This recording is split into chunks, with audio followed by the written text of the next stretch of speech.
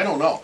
I'm not sure that he had the hands and the route running and the ability to go across the middle and sit down in zone coverages that makes you go, this guy's worth $65 million. Do you really think he's the man, though? Like, Larry Fitzgerald's the man. Oh, there's no question. You know what I'm saying? Do you really think he's the man, or is he just a specific guy in situations? Does he open things up for other people? That's why I'm asking, is he worth the money? He's a speed guy. People got to know where he is. He clears things out for other people. He's not going to run curls. He's not going to run those type of things.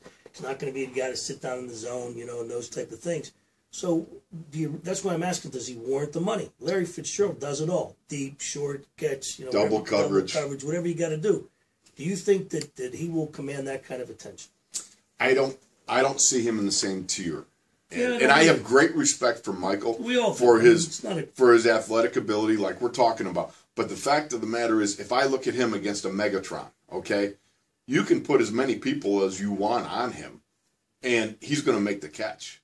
Number one pick wide receivers in any other position. But in this draft, there's also a lot of depth at that position where they could pick somebody up second and third round. Well, I got you there, all right, but I still think, in my mind, I can see Manny Sanders being a 1 at some point. Last year, he had a couple of key drops, and I know this kid. You get to talk to him. He is real conscientious about going about his work. One of those guys that I thought last year he was really going to have a big year. I think there were a number of mitigating circumstances that entered into the equation. He is capable, I think, of being a 1. I like the signing of Plexico Burress, and I like it for this reason.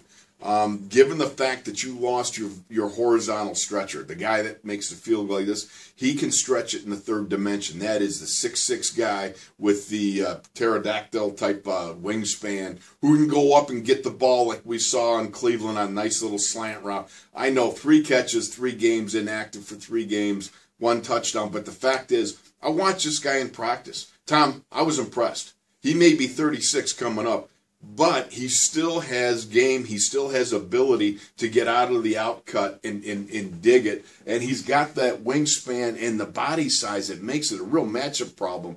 I don't know how effective he'll be, but I like the fact that he is still a presence and somebody you have to account for.